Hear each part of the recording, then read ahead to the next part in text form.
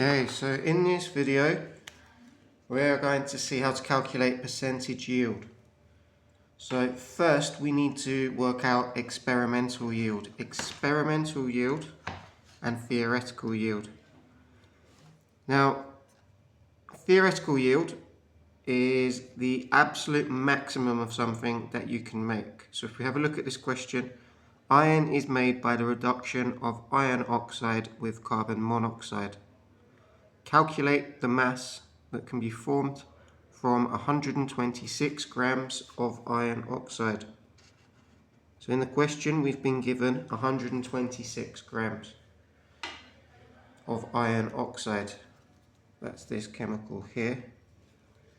And so what we'll do is we'll use our formula. Number of moles is equal to mass in grams over the relative mass. So in this case what we want to do is we want to find the number of moles of iron oxide. So that's 126 grams. And we need to divide by the relative mass or the relative formula mass. So this could be relative atomic mass or relative molecular or formula mass of iron oxide. So iron oxide, we'll just do that over here. So iron, if we find it in the periodic table, iron is 56, but you have 2 of them. Oxygen is 16. We have 3 of them. And that comes to 160. So we divide 126 by 160. And that gives us 0.7875 moles. So that's the easy part done. We can do those already.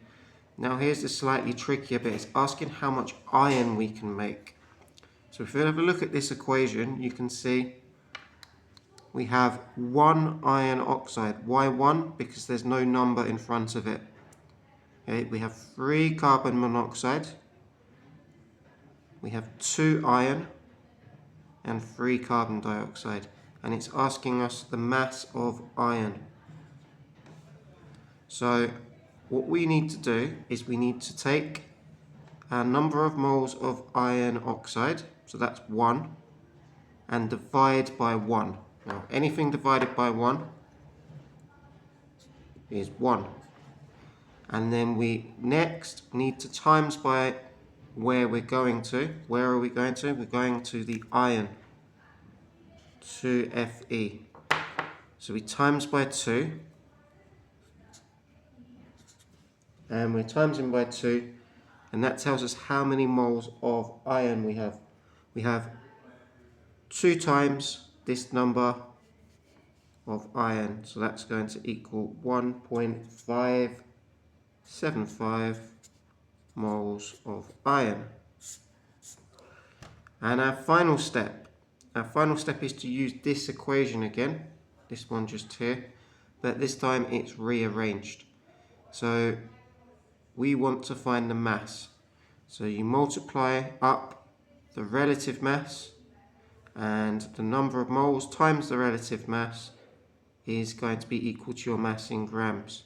So if I do 1.575 grams times by the relative mass, so that's iron 56,